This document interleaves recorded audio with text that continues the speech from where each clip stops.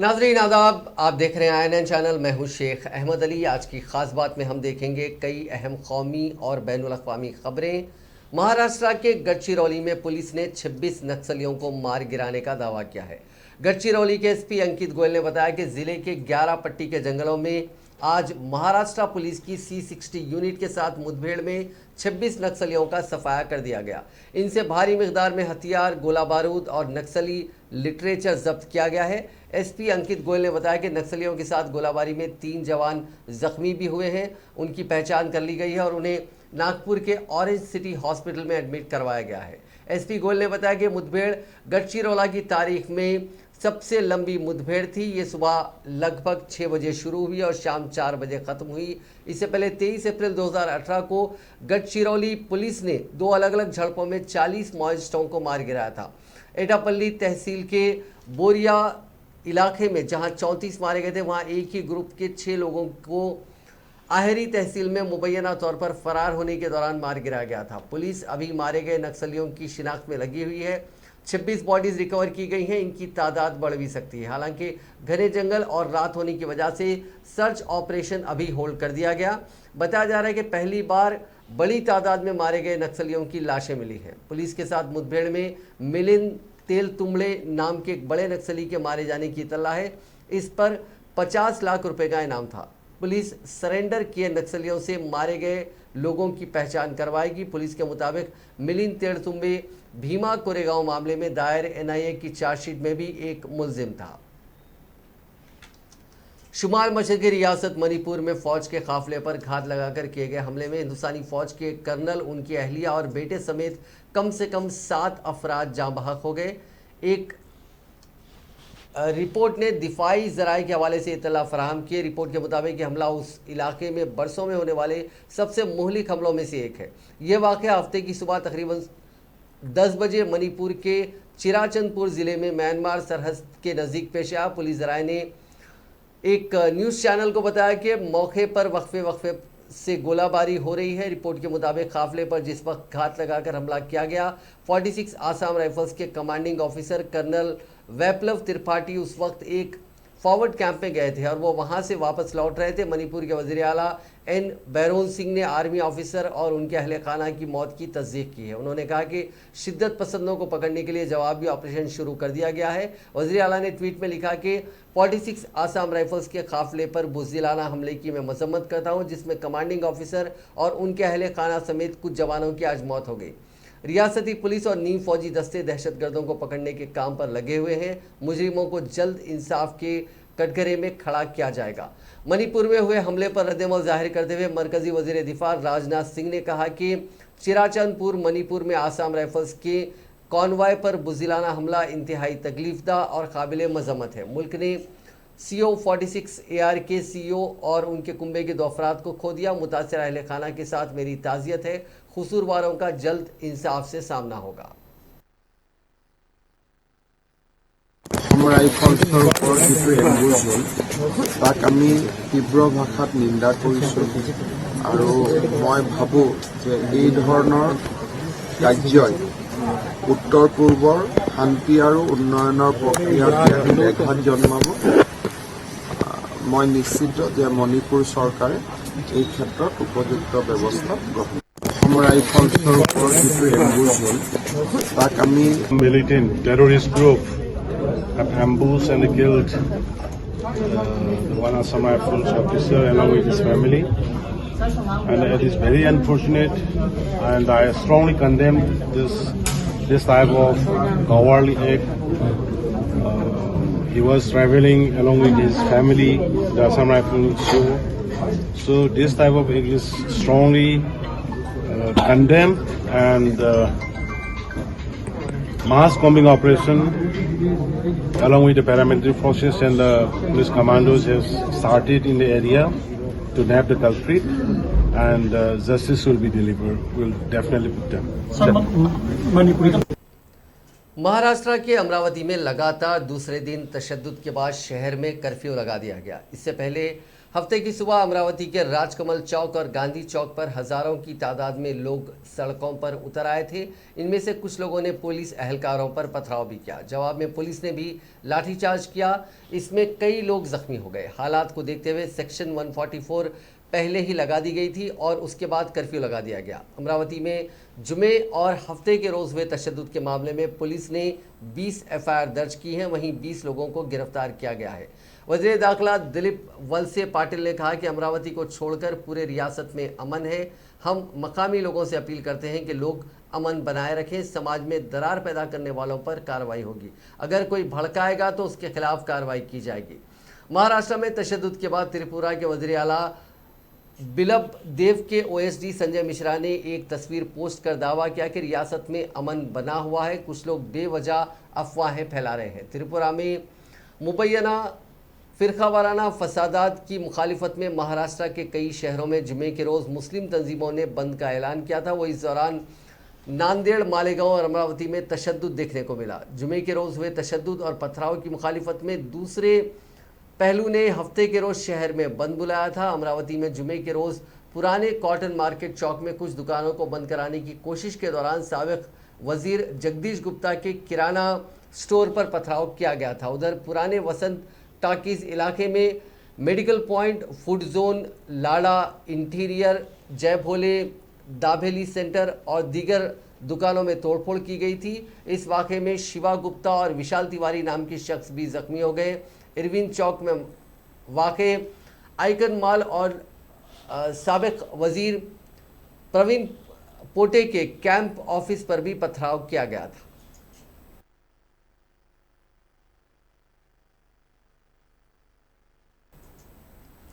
बीजापुर जिले में जुमेरात को नक्सलियों ने प्रधानमंत्री ग्रामीण सड़क योजना के सब इंजीनियर अजय रोशन लकड़ा और उनके प्यून लक्ष्मण परतगिरी का अगवा कर लिया था। पूछताछ के बाद प्यून को तो जुमे की रात रिहा कर दिया गया, लेकिन सब इंजीनियर को अभी भी नक्सलियों ने कैदी बनाया हुआ है। देर रात प्यून महफूज तरीके से बीजापुर डिस्ट्रिक्ट हेडक्वार्टर पहुंच गया। प्यून काफ़ी डरा हुआ था और कुछ भी नहीं बता पा रहा था। इधर सब इंजीनियर की बीवी अपने मासूम बेटे को लेकर बीजापुर के अंदरूनी इलाकों में उसे ढूंढ रही है। उसकी बीवी ने नक्सलियों से उसके शोहर को छोड़ देने की मांग की है। जुमे की शाम तक जब सब इंजीनियर अजय रोशन लकड़ा घर नहीं पहुंचे तो उनकी बीवी अर्पिता खुद हफ्ते की सुबह अपने 3 साल के बच्चे को लेकर जंगल में निकल गई।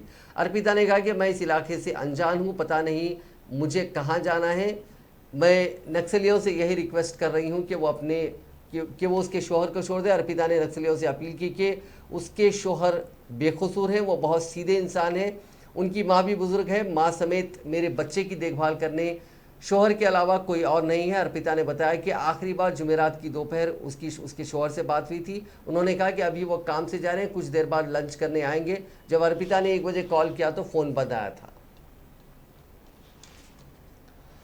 दिल्ली में पोल्यूशन के बिगड़ते हालात की वजह से टोटल लॉकडाउन लगाने की नौबत आ गई है। अरविंद केजरीवाल हुकूमत ने 1 हफ्ते के लिए सभी स्कूल बंद कर दिए हैं, जबकि सभी सरकारी मुलाजमीन को भी वर्क फ्रॉम होम के लिए कहा गया है।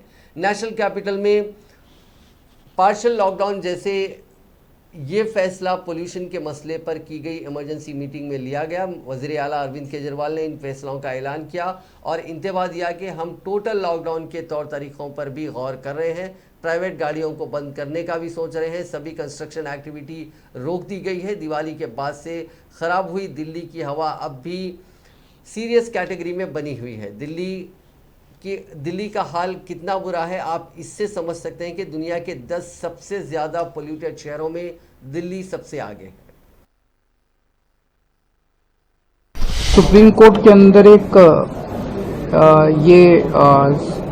बीच बीच में एक सुझाव निकल के आ रहा था कि क्या दिल्ली को कंप्लीट लॉकडाउन किया जा सकता है अगर बहुत ज़्यादा सिचुएशन हालात ख़राब हो जाते हैं तो उसका हम पूरा वर्कआउट कर रहे हैं कि उसके क्या मायने होंगे, उस लॉकडाउन के क्या मायने होंगे। अभी लगा नहीं रहे हैं, हम एक उसका प्रस्ताव बना रहे हैं और इस प्रस्ताव को हम सुप्रीम कोर्ट के सामने रखेंगे कि अगर ऐसा होता है और केंद्र सारी एजेंसी से डिस्कस करके, बिकॉज ये बहुत ही एक्सट्रीम स्टेप होगा, तो सारी एजेंसी से केंद्र सरकार को कॉन्फिडेंस में लेके, सीपीसीबी को कॉन्फिडेंस में लेके, सफर को कॉन्फिडेंस में लेके अगर ऐसे हालात बनते हैं तो फिर उसमें दिल्ली के अंदर सारे प्राइवेट व्हीकल्स, कंस्ट्रक्शन, ट्रांसपोर्ट, ये सब व्हीकुलर, ये कंस्ट्रक्शन और इंडस्ट्रियल, ये बंद एक्टिविटीज बंद की जा सकती हैं। तो ये एक प्रस्ताव, अभी केवल प्रस्ताव के तौर पे इसको हम कोर्ट के सामने रखेंगे।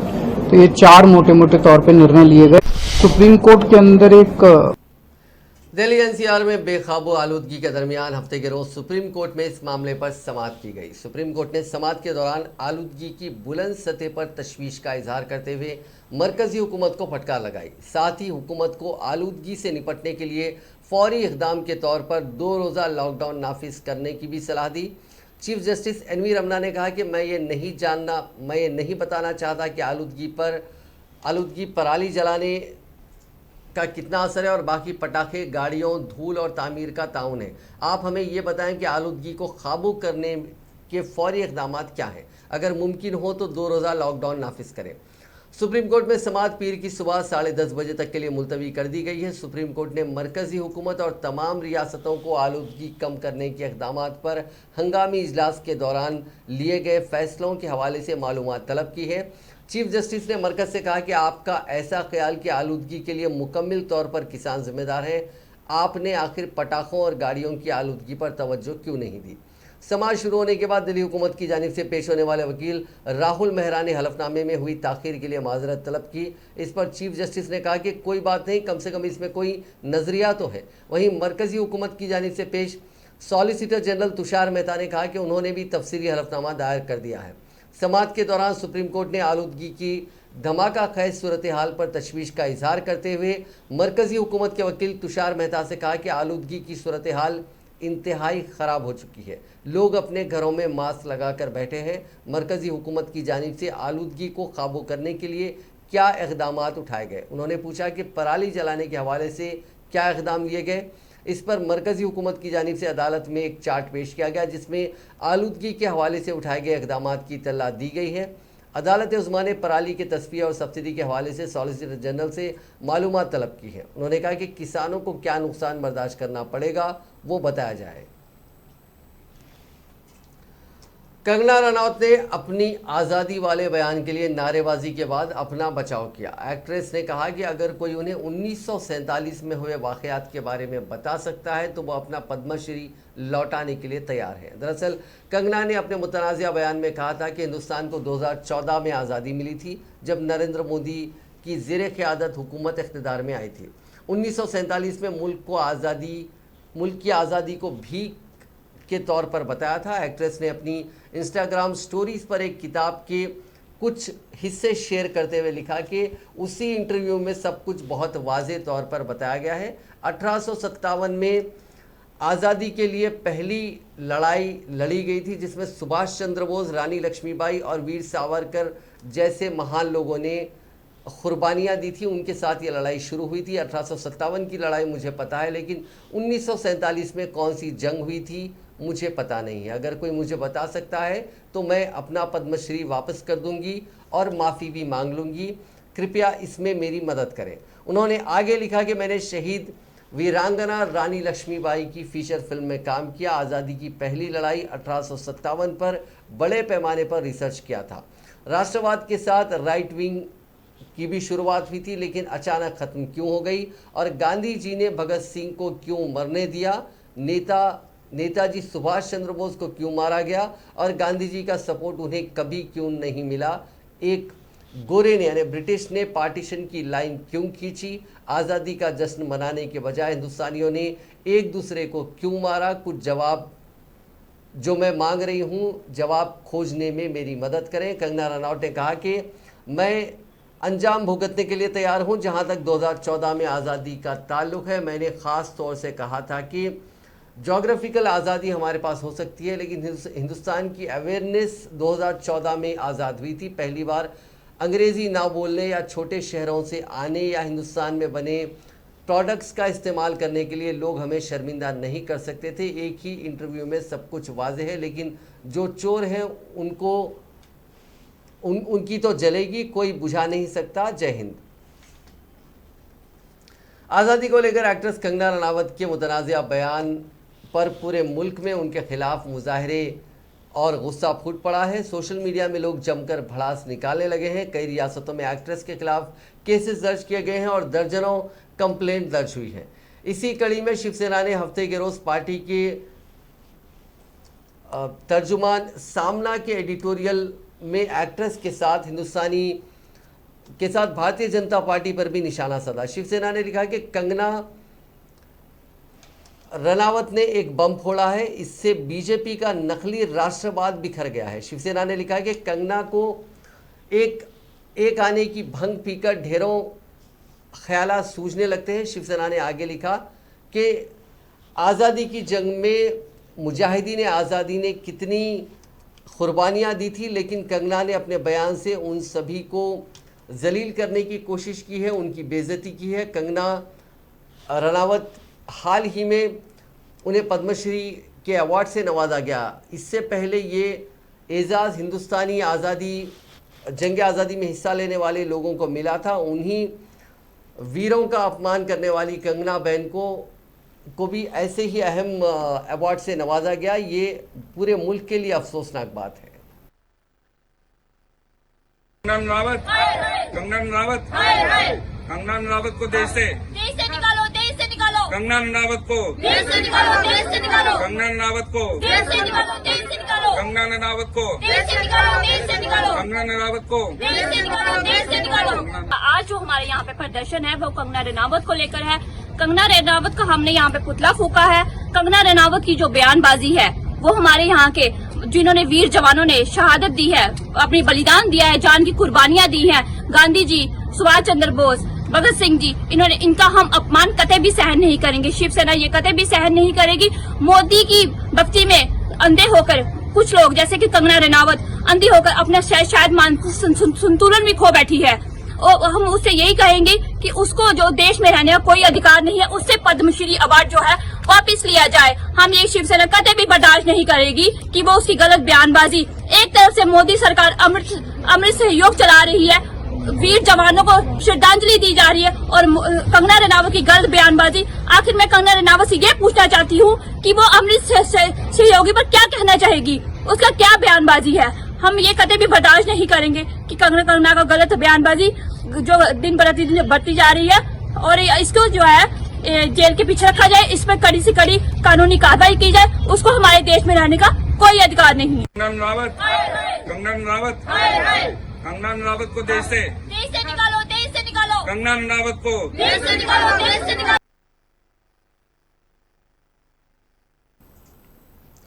मरकजी वजीर दाखिला अमित शाह हफ्ते के रोज समाजवादी पार्टी के सदर अखिलेश यादव के गढ़ आजमगढ़ पहुंचे। यहां उनके निशाने पर समाजवादी पार्टी ही रही। अमित शाह ने कहा कि मैं अखिलेश जी से एक बात कहते हुए योगी हुकूमत को एक सर्टिफिकेट देकर जाना चाहता हूं। उन्होंने पूर्वांचल को मच्छर और माफिया दोनों से पाक कर दिया। यहां आप यानी अखिलेश सफाई भी नहीं करते थे, मच्छरों का राज था। पूरे पूर्वांचल में दिमागी बुखार से बच्चे मरा करते थे। मोदी के स्वच्छता अभियान को योगी हुकूमत ने ज़मीन पर उतारा और मच्छर मुक्त पूर्वांचल बनाया। आजमगढ़ की सभी असेंबली सीटों पर इस बार कमल खिलने वाला है। अमित शाह ने आगे कहा कि जिस आजमगढ़ को समाजवादी पार्टी के दौरे हुकूमत में कट्टरवादी सोच और दहशतगर्दों के पनाहगाह के तौर पर जाना जाता था, उसी ज़मीन पर माँ सरस्वती का धाम बन रहा है। ये बाबा विश्वनाथ की भूमि है। उन्होंने ये दावा किया कि आइंदा इंतखाबात में बीजेपी इस इलाके की सभी सीटों पर कामयाबी हासिल करेगी। ये लोग उत्तर प्रदेश का भला नहीं कर सकते। जात पात में बांटना, दंगे कराना, तुष्टीकरण करना और वोट बैंक की राजनीति को आगे बढ़ाना। जैसे ही चुनाव आया है, अखिलेश जी को जिन्ना बहुत महान दिखने लगे हैं। मैं इतनी बड़ी भीड़ में बहुत सारे माइनॉरिटी के भाई बहन बैठे हैं, कोई आदमी ऐसा है जिसको जिन्ना में महान व्यक्ति की नजर आती है? कोई है?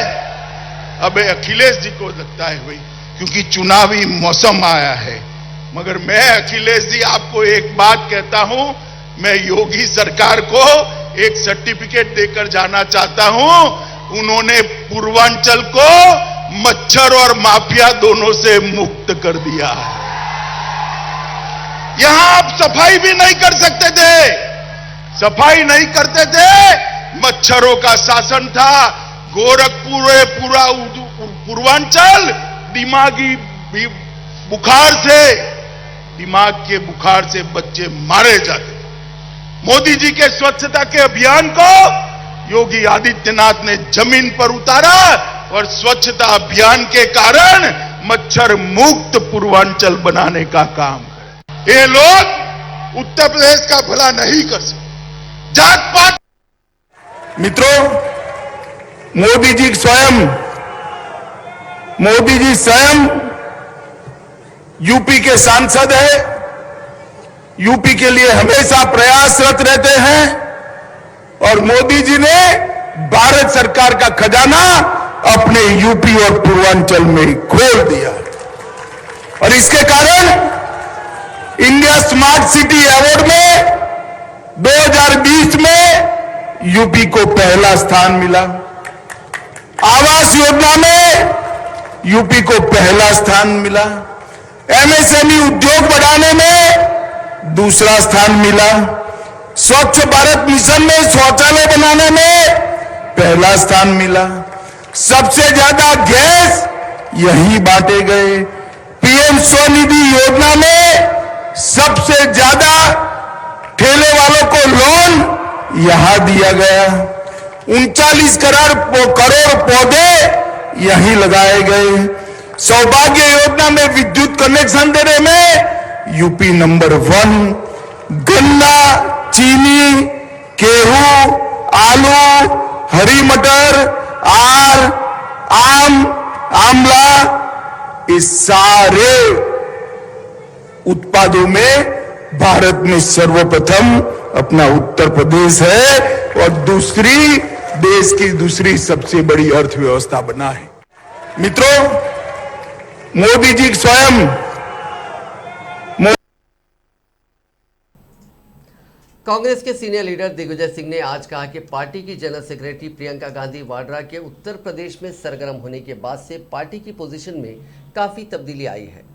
रियासती कांग्रेस के दफ्तर में प्रेस कॉन्फ्रेंस के दौरान एक सवाल का जवाब देते हुए राज्यसभा के रुकन दिग्विजय सिंह ने कहा कि जब से प्रियंका गांधी उत्तर प्रदेश में सरगर्म हुई है, कांग्रेस की सूरत हाल बदल गई है, वरना पहले कांग्रेस का चर्चा तक नहीं होता था। मुस्तकबिल करीब में उत्तर प्रदेश में होने वाले असेंबली इंतखाबात के तनाजुर में उन्होंने कहा कि प्रियंका गांधी वाड्रा की मेहनत रंग लाएगी।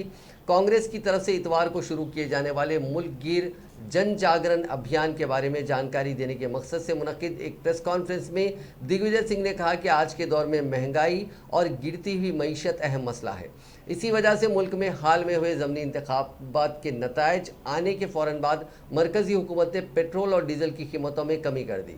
उन्होंने कहा कि ज़मीनी इंतखाबात की तरह 2022 में उत्तर प्रदेश असेंबली इंतखाबात और 2023 में मध्य प्रदेश असेंबली इंतखाबात में भी नताइज आने वाले वक्त में नजर आएंगे। एक और सवाल का जवाब देते हुए दिग्विजय सिंह ने कहा कि ज़िले पूना में बीजेपी के एक बड़े लीडर ने कबायली शख्स की ज़मीन पर कब्जा कर रखा है और इस सिलसिले में मुताल्लिका ख़ानदान की तरफ से शिकायत के बावजूद पुलिस और इंतज़ामिया कोई कार्रवाई नहीं कर रही है। कोरोना वबा के दौरान लोगों की मदद करके काफ़ी पॉपुलर हुए बॉलीवुड स्टार सोनू सूद के सियासी कदमों की आहट से पंजाब कांग्रेस सहम गई है। इसीलिए जुमे के रोज़ कांग्रेस के पंजाब इंचार्ज हरीश चौधरी और सीएम चरणजीत चन्नी ने चंडीगढ़ में सोनू सूद से मुलाकात की। उनकी सियासी नब्ज टटोली। सोनू सूद खुद इलेक्शन लड़ना चाहते हैं या फिर अपने अफराद ख़ानदान के कोई रुकन को टिकट देना चाहते हैं, इसके बारे में चर्चा हुई। सोनू सूद मोगा के रहने वाले हैं, जहां उनकी बहन ज़मीनी तौर पर सियासत में खूब एक्टिव हैं। वहीं मीटिंग में इस मीटिंग को काफ़ी सीक्रेट रखा गया। इसके बारे में ना तो ऑफिशियली इसके बारे में कोई इतला दी गई और ना ही कोई तस्वीर सामने आई है। सोनू सूद कोरोना वबा के बाद काफ़ी पॉपुलर हो चुके हैं। बहस ये भी है कि पंजाब हुकूमत उन्हें ब्रांड एम्बेसडर बनाना चाहती है ताकि हाल ही में लिए गए बिजली, पेट्रोल, डीजल से जुड़े फैसलों की तशहीर वो कर सकें। सोनू पहले भी कैप्टन अमरिंदर सिंह के सीएम रहते पंजाब में कोरोना अवेयरनेस के लिए ब्रांड एम्बेसडर रह चुके हैं। सोनू सूद कुछ दिन पहले ही पंजाब की सियासत में काफ़ी बहस में आए थे जब उन्होंने एक वीडियो जारी करके कहा था कि कायदीन को मैनिफेस्टो के बारे में जनता से एग्रीमेंट करना चाहिए, फिर जीतने के बाद ओहदा अपना हलफ लेते वक्त इस्तीफ़ा भी रखना चाहिए। अगर वो तय वक्त पर वादे पूरे नहीं करते हैं तो उन्हें इस्तीफ़ा दे देना चाहिए। सोनू सूद इससे पहले आम आदमी पार्टी के कन्वीनर और दिल्ली के वज़ीर आला अरविंद केजरीवाल से मुलाकात कर चुके हैं। इसी वजह से क़यास लगाए जा रहे थे कि वो पंजाब में आम आदमी पार्टी का सीएम चेहरा हो सकते हैं। इसको लेकर पंजाब की सियासत गर्मा गई थी। बहुजन समाज पार्टी सुप्रीमो मायावती की मां रामरती देवी का हफ्ते के रोज इंतकाल हो गया। उनका हॉस्पिटल में इलाज चल रहा था। रामरती देवी की उम्र लगभग 92 साल की थी। उनकी आखिरी रसूमात इतवार के रोज अदा की जाएंगी। इंतकाल की खबर मिलते ही मायावती दिल्ली के लिए रवाना हो गई। मायावती के वालिद का भी पिछले साल 95 साल की उम्र में इंतकाल हो गया था। अब बात करते हैं कोरोना वायरस की। कोरोना की तीसरी लहर में बढ़ते केसेस के चलते कई मुल्कों को फिर से सख्ती करनी पड़ रही है। खासकर यूरोप में कोरोना तेज़ी से बढ़ रहा है। पूरे यूरोप में बीते 24 घंटों में 3,03,662 और बीते हफ्ते में 20 लाख केसेस सामने आए हैं। नीदरलैंड्स ने हालात बिगड़ते देख हफ्ते की शाम से 3 हफ्ते का पार्शियल लॉकडाउन लगाने का फैसला किया है। इस दौरान रेस्टोरेंट और गैर ज़रूरी सामानों की दुकानें जल्द बंद रहेंगी। वहीं बड़े स्पोर्ट्स इवेंट में ऑडियंस की एंट्री भी बैन रहेगी। बता दें कि नीदरलैंड में बीते 24 घंटों में कोरोना के 16,204 केसेस सामने आए हैं।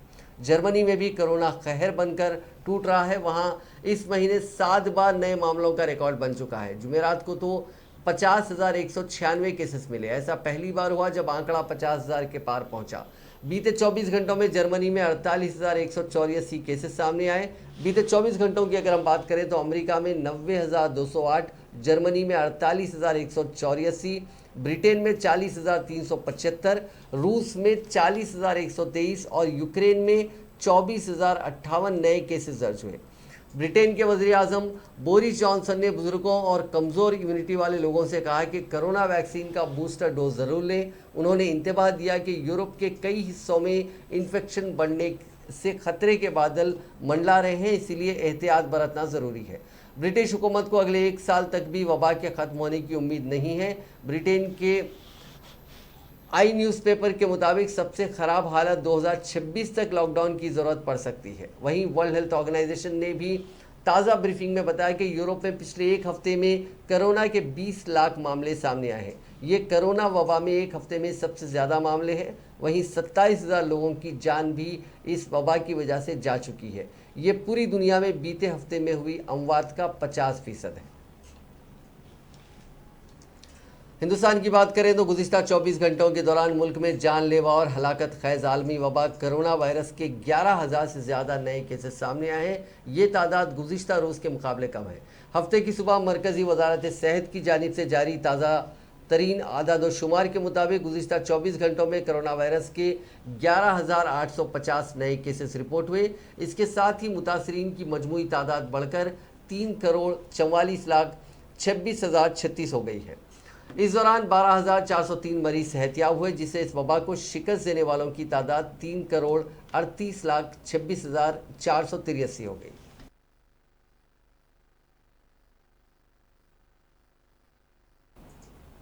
हिंदुस्तान में बच्चों को कोरोना के टीके लगाने की शुरुआत जल्द होने वाली है। हालांकि मरकजी हुकूमत ने इस बारे में अभी कोई ऐलान नहीं किया है, लेकिन कई अस्पतालों ने इसकी तैयारियां शुरू कर दी हैं। मीडिया रिपोर्ट्स के मुताबिक कलकत्ता में कई प्राइवेट अस्पताल बच्चों के लिए वैक्सीनेशन सेंटर बना रहे हैं। वो बच्चों के डेटाबेस जुटा रहे हैं और स्कूलों से भी टाई अप कर रहे हैं ताकि ज़्यादा से ज़्यादा बच्चों को टीके लगाए जा सकें। कुछ प्राइवेट अस्पतालों ने वैक्सीन के डोज खरीदने भी शुरू कर दिए हैं। बता दें कि भारत बायोटेक की कोवैक्सीन अभी 18+ वालों को लगाई जा रही है। कंपनी ने बच्चों पर भी इसी वैक्सीन के ट्रायल्स किए हैं। बच्चों के लिए कोवैक्सीन को सब्जेक्ट एक्सपर्ट कमेटी ने इमरजेंसी अप्रूवल दे दिया है, लेकिन drugs controller general of India यानी DCGI से अप्रूवल मिलना अभी बाकी है। नाजरीन, आज की खास बात में बस इतना ही। आपसे कल मुलाकात होगी नई खबरों के साथ, नए एनालिसिस के साथ। फिलहाल दीजिए इजाज़त। खुदा हाफ़िज़।